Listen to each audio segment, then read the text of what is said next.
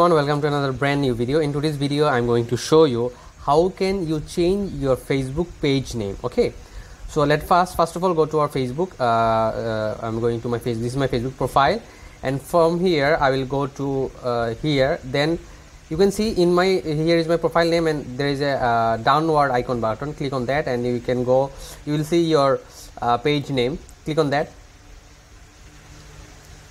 It will automatically take you to your Facebook page. Now I want to change the page name of my Facebook. I will go there.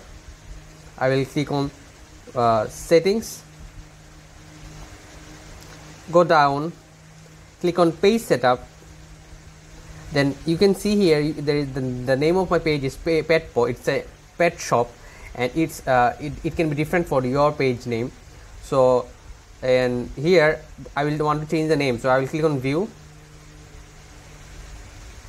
and I will want to change the name. So here I will I want to give fantastic 24. The name of my page would be fantastic 24. I will just click on review change. But remember, if you want to change your name, you can't rechange it within 60 days. If you change it, you need to wait for another 60 days to change your name.